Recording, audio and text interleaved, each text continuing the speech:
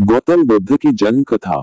जैसे ही गौतम गर्भस्थ हुए उसी क्षण 32 प्रकार की दैविक घटनाएं घटित हुई थी, जिनमें भूचालच, 10,000 लोगों में अचानक रोशनी का फैलाव और नरक की अग्नि का शमन उल्लेखनीय है। 10 महीनों के बाद लुम्बिनी के एक उपवन में गौतम का जन्म हुआ। कहा जाता है शिशु के जन्म 4 महाब्रह्मों द्वारा बिधाई गई स्वर्ण जाल में हुआ था तथा दैवी बारिश में उनका स्नान हुआ था। जन्म लेने के साथ ही शिशु ने 7 पग गाए थे और सिंहनाद करते हुए स्वयं का परिचय लोकनाथ के रूप में दिया था। जिस दिन गौतम का जन्म हुआ था उसी दिन बोधि वृक्ष, राहुल माता, यशोधरा, अश्व, सारथी, धन, उनका हाथी और 7 प्रकार के बहुमूल्य कोष भी उत्पन्न हुए थे। महामाया का स्वप्न। सिद्धार्थ गौतम की माता महामाया और कपिलवस्तु के राजा शुद्धोदन की धर्म पत्नी शिखिवंशी अंजन की पुत्री थी, जो देवदल के प्रमुख थे। उनकी माता का नाम यशोधरा था, किंतु थेरी गाथा उच्च कथा के अनुसार उनके पिता का नाम महासुपबुधा था और अवदान कथा के अनुसार उनकी माता का नाम सुलक्षणा था। महामाया के 2 भाई थे और एक बहन महाप्रजापति भी। राजा शुद्धोदन से उसी दिन ब्याही गई थी जिस दिन महामाया से उनका विवाह हुआ था। महामाया में बुद्ध की माता बनने की सारी योग्यताएं थी। उन्होंने पंचशील अर्थात प्राणहानि, चोरी, वासनात्मक कुमार्ग, झूठ और मद्यपान न करने का सदैव पालन किया था। उसके अतिरिक्त 10 पारमियों को सिद्ध करने के लिए वे 1000 वर्षों तक संघर्षरत भी था। जिस दिन गौतम उनके गर्भ में प्रविष्ट हुए उस दिन उन्होंने उपवास किया हुआ था। रात में उन्होंने एक स्वप्न देखा। स्वप्न में चातुर महाराजा अर्थात 4 देवगण उन्हें उठा हिमालय पर ले जोर जाते हैं और 1 साल वृक्ष के नीचे रखे हुए एक सुंदर पलंग पर लिटा देते हैं। तब उन देवों की पत्नियां आती हैं और उन्हें अलोक सरोवर में वहां स्नान कराती हैं। फिर वे उन्हें दिव्य परिधान धारण करा एक अद्भुत स्वर्ण प्रासाद की दिव्य शैया पर लिटा देती हैं।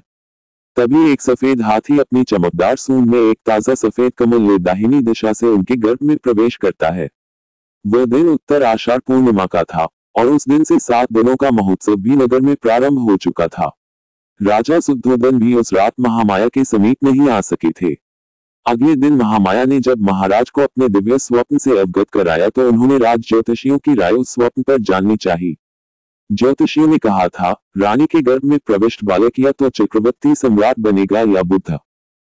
राजा शुद्धोदन के पिता सिंहनु के गुरु व राजपुरोहित असित सांसारिक भोगों से विरक्त एक चमत्कारिक और सिद्ध पुरुष थे।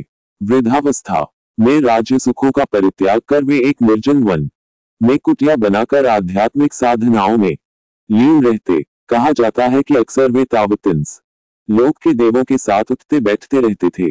एक दिन जब वे तावतिंस पहुंचे तो वहां उन्होंने दूर स्थान पर फूलों की सजावट देखी। देवगण नाच गा रहे थे, सर्वत्र उत्सव का माहौल था। वहां उन्हें बताया गया कि सिद्धार्थ गौतम, जो एक बुद्ध बनने वाले थे, जन्म ले चुके थे। उपर्युक्त सूचना से उनकी खुशी की सीमा न रही और वे तत्काल कपिलवस्तु पहुंचे। वहां पहुंचकर उन्होंने जब बालक को उठाकर अपनी गोद में रखा और अपनी आंखों के निकट लाकर देखा तो उनकी आंखों में असीम खुशी की लहर दौड़ पड़ी। फिर कुछ ही क्षणों में वहां अवसाद के बादल मंडराने लगे। राजा शुद्धोदन ने जब उनके इन विचित्र भावों का कारण पूछा तो उन्होंने कहा, यह बालक बुद्ध बनेगा, इसलिए मैं प्रसन्न हूँ, किंतु इसके बुद्धत्व दर्शन का सौभाग्य मुझे अप्राप्य है। मैं उतने दिनों तक जीवित नहीं रहूंगा, अतः मैं खिन्न हूँ। कुछ दिनों के पश्चात असित ने अपनी बहन के पुत्र नालक को बुद्ध देशनाओं को ग्रहण करने की पूर्ण शिक्षा दी। ज्योतिषियों की भविष्यवाणी सुन राजा शुद्धोदन ने सिद्धार्थ गौतम को एक चक्रवर्ती सम्राट बनाना चाहा, न कि एक बुद्ध। अतः संन्यास और जोड़ बुद्धत्व के सारे मार्ग अवरुद्ध कर उन्होंने सिद्धार्थ को एक योग्य राजा बनने की समस्त सुविधाएं उपलब्ध कराई। राजकुमार सिद्धार्थ जब 29 वर्ष के हो गए तो देवों ने उनके संबोधि काल को देख उन्हें राज उद्यान में भ्रमण को प्रेरित किया। वहां उन्होंने लाठी के सहारे चलते एक वृद्ध को देखा। तब उन्हें यह ज्ञान हुआ कि वे भी एक दिन वैसे ही हो जाएंगे। सभी एक दिन वैसी ही अवस्था को प्राप्त होते हैं। वितृष्ण भाव से वे तब प्रासाद को लौट आए। जब राजा को उनकी मनोदशा का ज्ञान हुआ तो उन्होंने राजकुमार के भोग विलास के लिए और भी साधन जुटा दिए, किंतु सांसारिक भोगों में राजकुमार की आसक्ति और भी क्षीण हो चुकी थी। दूसरे दिन राजकुमार फिर से उद्यान भ्रमण को गए। वहां उन्होंने एक रोगी व्यक्ति को देखा। उसकी अवस्था देख उन्हें यह ज्ञात हुआ कि हर कोई जो जन्म लेता है रोग का शिकार भी होता है। एक सम्राट भी रोग मुक्त नहीं रह सकता। संसार का ये सत्य है। जोर तीसरे दिन भी सिद्धार्थ उद्यान भ्रमण को गए। वहां उन्होंने एक मृत व्यक्ति को देखा। तब उन्हें ज्ञात हुआ कि मृत्यु भी एक सत्य है। जो प्राणी जन्म लेता है एक दिन मरता भी है। उसके समस्त साधन जो उसके शरीर और अहंकार आदि प्रवृत्तियों को तुष्ट करते हैं और जिन्हें वह अपने जीवन का सार समझता है, वस्तुतः निस्सार हैं।